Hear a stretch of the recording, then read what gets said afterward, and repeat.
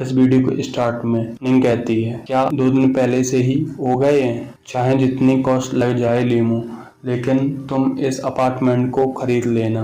लीमू कहती है, किंगसू तुम इस अर्थ पर सिर्फ इस अपार्टमेंट को क्यों खरीदना चाहती हो?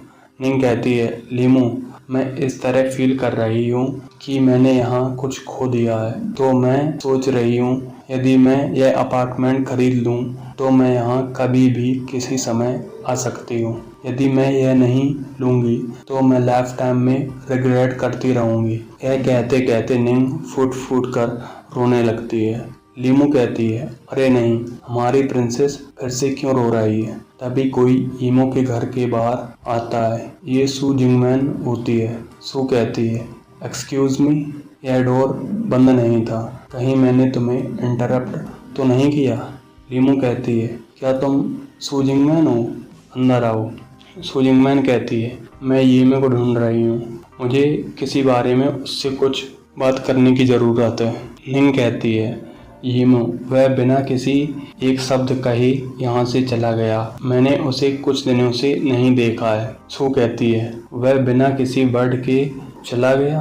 तुम्हारे पास उसका कांटेक्ट होना चाहिए। लीमू कहती है, दिन के अंत पर यह सिर्फ ईमो को ही याद करती रहती है। अगर उसके पास सेल फोन नहीं है तो कोई बात नहीं, लेकिन उसके पास एक वर्ड कहने को तो होना चाहिए था। उसने किंगसू को परेशान कर रखा है। सू जिंगमैन सोचती है, ईमो के साथ आखिर क्या हो रहा है? वह अचानक से गायब क्यों हो गया? क्या उसके बारे में ये रूमर्स वास्तव में सही है? इससे पता चलता है कि वह क्यों चला गया। वह पास्ट सीन सोचती है जहाँ 2 गर्ल्स आपस में बात कर रही होती हैं। देखो, वह ब्यूटीफुल लेडी यहाँ फिर से ईमो को ढूंढ रही है। उनमें से एक कहती है, ईमो क्या वह वही आदमी नहीं है जिसने उसे किडनैप कर लिया था? इसके बाद यूनमिंग के द्वारा उसे पीटा और डांटा गया। दूसरी लड़की कहती है, वह वही है। सू जिंगमैन उनके पास से जा रही होती है। वह उन दोनों की बात सुन लेती है और उनसे कहती है, ईमो उस तरह का व्यक्ति नहीं है, तो प्लीज ईमो के बारे में ऐसे रूमर्स मत फैलाओ। पहली लड़की कहती है, यदि तुम्हें यह लगता है कि यह सभी रूमर्स हैं तो तुम जाकर टीचर यूनमिंग से पूछ सकती हो। दूसरी लड़की कहती है, हमने अपनी आंखों से देखा है कि टीचर ईमो को स्लैप मारने वाली थी, लेकिन ईमो ने उनका हाथ पकड़ लिया और फिर टीचर ने उससे चिल्लाकर कहा कि वह एक परवर्ट है। वह दोनों लड़कियां वहां से जाते हुए कहती हैं, उसे जरा भी अंदाजा नहीं है कि क्या चल रहा है और वह हम पर रूमर्स फैलाने का आरोप लगा रही है। क्या मजाक है? दूसरी लड़की हंसते हुए कहती है, उसके पास बड़े बड़े संतरे हैं पर दिमाग नहीं। सू सोचती है, मैं इस बात पर विश्वास नहीं कर सकती हूँ कि ईमो वही परवर्ट मैन होगा जो इन दोनों गर्ल्स ने एक्सप्लेन किया। सू अपने आप से कहती है, लेकिन अगर ये सच नहीं है तो यूनमिंग अपने ही स्टूडेंट पर बिना किसी कारण के गलत आरोप क्यों लगाएगी? सू सोचती है, यदि ईमो उस तरह का आदमी नहीं है जिस तरह का मैं सोचती हूँ, हो सकता है उसका मेरे से दोस्ती करने का कोई छिपा हुआ मोटिव हो, लेकिन मैं थी जो शुरू से हमेशा ही उसकी तलाश कर रही थी। उसने कभी भी मुझसे कांटेक्ट नहीं किया, हालांकि मैंने अपना नंबर भी उसे दे दिया, लेकिन उसने कभी भी मुझे कांटेक्ट नहीं किया। मुझे इसके तह तक जाने के लिए उसके पास जाना चाहिए और इसकी जांच करनी चाहिए। प्रेजेंट में निंग सू जिंगमैन से कहती है, मिस जिंगमैन, इवन दो मैं और ईमो दिखाने के लिए मैरिड थे, फिर भी मैं दिन के अंत तक उसके डेप्ट में हूँ। मैंने सुना था कि ईमो ने आपके बर्थडे पर आपको एक ब्रेसलेट गिफ्ट दिया था, हो सकता है आप इसे फैंसी की तरह पहनती हूँ। सो ब्रेसलेट का सुनकर कहती है, ब्रेसलेट? वह उन दोनों गर्ल्स के बातों के बारे में सोचने लगती है। वह कहती है, ठीक है, यह ब्रेसलेट ही है, तुम उसकी वाइफ हो, यह अपने राइटफुल ओनर के पास ही वापस जाएगा। सू जिंगमैन कहती है, तो मैं तुम्हें केवल इसके 3 पीस ही दूंगी। ये कहते हुए वह 3 पीस दे देती है। सू जिंगमैन कहती है, ठीक है, यदि येमो यहाँ नहीं है तो मैं जा रही हूँ, निंग कहती है। यह सही है, सू जिंगमैन जाते हुए कहती है। यदि येमो वापस आए तो मेरे बिहाफ पर उसे बता देना। आज के मेरे बिहेवियर के लिए मुझे माफ़ कर दो, गुड बाय।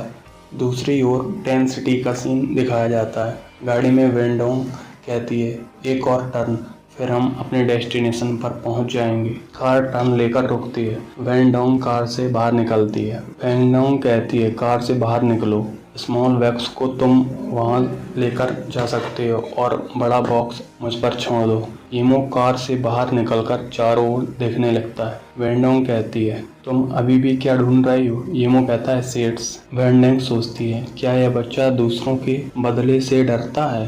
पर सेट पहनना बुरा आइडिया नहीं था। चलो चले, एक बार जब हम अंदर जाएं तब मेरे हर ऑर्डर को फॉलो करना।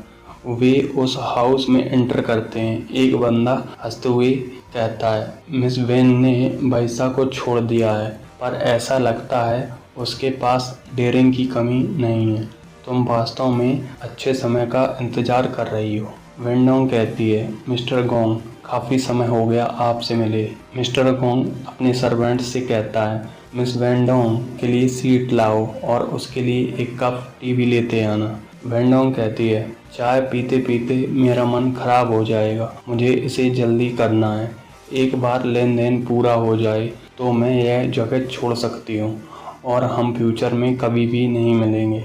येमो चारों ओर देख रहा होता है और सोचता है, यह ओल्ड मैन स्माइल कर रहा है, लेकिन वह देखने में क्रूअल और क्राफ्टी है। एक इंश्योरेंस के रूप में मुझे अपने डिवाइन कॉन्शियसनेस से चारों ओर चेक करना चाहिए। येमो अपने डिवाइन कॉन्शियसनेस से देखता है कि दो लोग स्क्रीन के पीछे होते हैं और दूसरे दो डोर और कॉर्नर के पीछे होते हैं। वास्तव में इस रूम में 4 गन हैं। यह मेंशन करने की ज़रूरत नहीं है कि इस स्क्रीन का डिज़ाइन बहुत ही अच्छा है। इसका बॉटम पार्ट हॉलो है। इस स्क्रीन में छिपना बहुत ही आसान है, वहाँ कोई भी छिप सकता है। वेंडोंग डेफिनेटली इसे फिगर आउट नहीं कर पाई।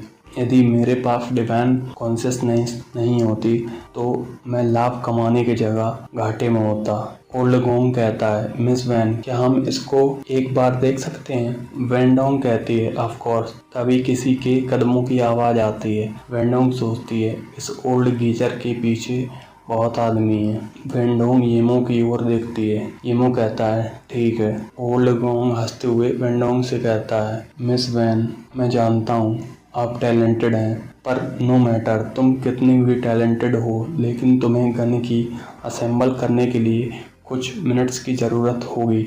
वेंडोंग कहती है, मिस्टर गोंग के पास आर्म्ड मैन लोग डोरवे के पीछे इंतज़ार कर रहे हैं। शायद तुम अपने वर्ड से पीछे हट रहे हो। ओल्ड गोंग कहता है, मिस वैन इतनी ही टैलेंटेड हैं जितना कि मैंने सुना था कि इस जैसे टाइम में अब बातों का कोई भी मूल्य नहीं है। वह ताली बजाकर अपने बंदों को बाहर निकलने का ऑर्डर देता है और कहता है, तुम दोनों बाहर आओ। वे दोनों अपनी जगह से बाहर आते हैं। येमो सोचता है, हालांकि ये दोनों बाहर आ गए हैं, फिर भी अभी स्क्रीन के पीछे छुपे हुए आदमी हैं। मैं 3rd level of training QI पर पहुंच चुका हूं। मैं श्योर नहीं हूं कि मैं बुलेट डॉज कर सकता हूं और हमारे पास इस बॉक्स में केवल एक गन है जो शायद ज़्यादा यूज में नहीं आएगी।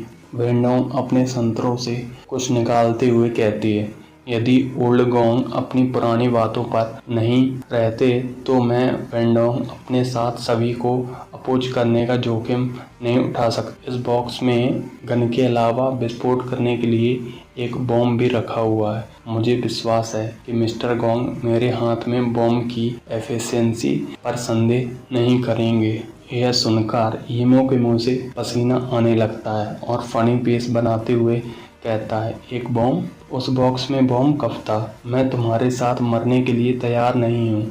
ओल्ड गोंग हंसते हुए कहता है, मिस वैन का जोक अच्छा है, तुम यहाँ गेस्ट हो। और अपने बंदों से कहता है, तुम दोनों अपनी गन्स नीचे रख लो, ऐसा करना रूड होता है। उसके बंदे यस सर कहते हैं। वेंडोंग सोचती है, यह एक सही चांस है। वह अपने बॉक्स को ओपन करके गन को असेंबल कर लेती है और ईमो से कहती है मेरे पीछे खड़े हो जाओ। ईमो सोचता है वह तेज है, लेकिन अगर वैन डोंग ने गन निकालने का फैसला लिया है तो वह शायद सोचती है कि हम अपना ट्रांजैक्शन कर सकते हैं। और यह क्लियर है कि उसे स्क्रीन के पीछे लोगों के बारे में पता नहीं है। अगर ये लोग लेन देन के बाद हमें चारों ओर से घेर लें तो हमारे लिए समस्या हो सकती है। मुझे इनसे बचने के लिए एक प्लान बनाना चाहिए। ओल्ड गोंग हंसते हुए कहता है मिस वैन डोंग, जैसे ही मैंने अपने लोगों को बुलाया